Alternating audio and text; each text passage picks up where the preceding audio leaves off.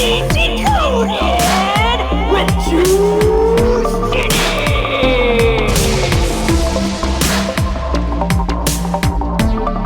Alright everybody, we're back with another episode of Conspiracy Decoded. This is the 48th episode of Conspiracy Decoded. I'm your host, Juice Jennings, and we're talking about Conspiracy Sport Pro's upcoming show. It's only a few days away at the time of this recording.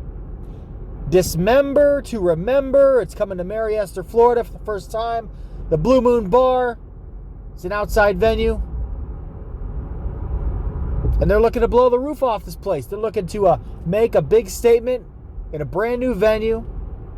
Even though it's right down the street, just one town over from where they were at for a little while ago when they were running props over in Fort Walton Beach. But I got a couple things I want to say about this show. I want to dive into the backstory, let you guys behind the curtain, clue you in a little inside baseball action, tell you how this show actually came about. I have a couple questions that I want to ask about this show, and then I'm going to give you the lowdown on what's going to happen on in a few days, December 18th. It's a Sunday, everybody. Sunday afternoon, December 18th, starting at 5 p.m. at the Blue Moon Bar. But let's go back. I want to talk about how the show came to be, because there's more than meets the eye. Now, I'm not going to tell you where I live. That would be just inviting disaster upon myself and my family. It's an undisclosed location, as you know, but I will tell you this much. It's pretty close to this venue, okay? It's stone's throw. I can probably hock a loogie out of my big, spacious backyard and come pretty close to this venue. I drive by it all the time. And coming into the summer of 2022, the Blue Moon Bar put up this giant pavilion behind their bar. And that's their beer garden. They have cornhole leagues back there. And I saw this thing go up, and a light bulb went off in my head. I said, oh my gosh, that is the perfect spot for a wrestling show. So the Juiceman, had reached out to the lizard people that run Conspiracy Sport Pro and said, hey, check out this venue. I think it would be a good spot for a show. Reach out to him, see if he can work something out.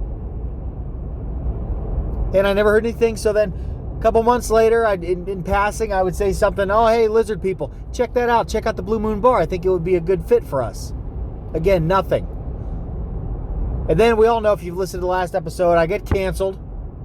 All the companies up and down the Gulf Coast, in a group effort, they're trying to blackball the Juiceman and push me out of the business forever. And all of a sudden, I'm looking up on my phone, and here we have a new announcement for Conspiracy Sport Pro running December 18th. They got a show. Where is it, everybody? It's at the Blue Moon Bar in Mary Esther. I had to read that thing twice. Make sure my eyes were not deceiving me. So then I craft a very professional email, or perhaps it was a direct message, I don't recall, to those dirty, stinking lizard people that run that company. And I said, hey, what's going on here? Is this a thing? And then they said, yeah, it is a thing. But they didn't mention if I was on the show or not, because let's look at that poster. The Juiceman ain't on it. Now, I don't know where all these people live who are on this poster, who are featured on this poster. I don't know where they live. I don't know what they call home, but I know it ain't as close as the Juiceman is. I would go as far to say that I am the closest thing to a hometown boy in this entire show.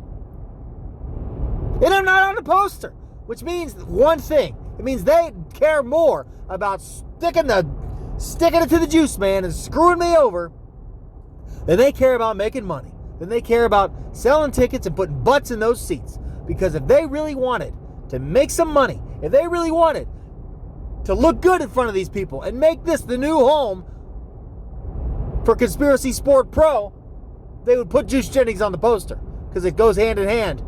It's just smart business, everybody. But let's dive into this event a little more. Yes, they had the event, or they scheduled this event that I told them about. They didn't thank me. They didn't give me any credit. They didn't put me on the poster. I don't even know if I'm booked at this point. But I already told them last episode that I'm coming. So I assume they know.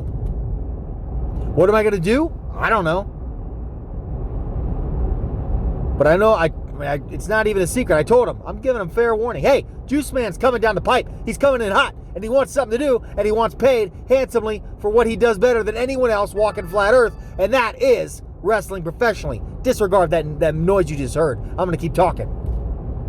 Let's talk about the name of the show. Let's talk about some of the symbolism of this show. You can name it anything. It's a show in December. It's a week. It's literally 7 days away from Christmas.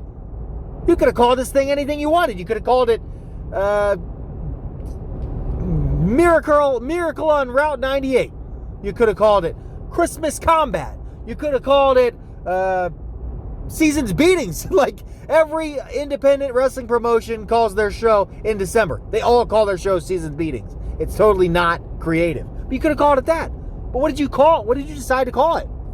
You called it Dismember to Remember? What the heck does that mean? What is that? Who came up with that? Dismember to Remember? Just 7 days away from the most family-oriented, kid-friendly holiday there is? And you talk about ripping people's arms and legs off? And not only are you going to rip people's arms and legs off, but you're going to do it in a way that people are going to remember it?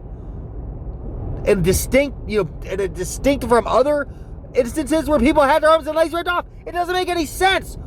The only thing that makes sense is that they're sending a message to the Juiceman. Obviously, this is a threat. This is a guarantee. This is a promise. And they're saying, we took your idea, we went behind your back, we set up the show without giving you any credit, we didn't put you on the poster, we didn't book you, we know you're coming, so now we're threatening you with dismemberment. And you know what I say? I say bring it on, Daddy! Because the Juiceman's ready. Because I'm walking with a purpose into Mariester, Florida. I'm walking into the Blue Moon Bar. I'm walking in with my head held high. I'm walking in walking tall, baby. And whoever they put me in the ring with, they ain't going to leave that ring the way they walked in. Because Juice Jennings is looking to make a statement. Not only am I looking to say that you can't just take my ideas and not give me any credit. Not only am I going to say that you can't have a show so close to my house and not put me on the poster. And not only am I going to say that you're trying to blackball me, working with all the other dirty promotions up and down the Gulf Coast, trying to run me out of the business. It ain't going to work. Because Juice Jennings is the best there is in the game today. The Juice Jennings is walking flat earth with his head held high, and the Juice Jennings is going to be at the very top of the pro wrestling industry. There's nothing you could do about it. And dismember to remember? Yeah, you are going to remember it. You're going to remember this as the day, the afternoon, that Juice Jennings made it very loud and clear that he's here to stay. He ain't going away. And there's nothing you can do to get rid of me, and it ain't a coincidence. It's a conspiracy, Daddy!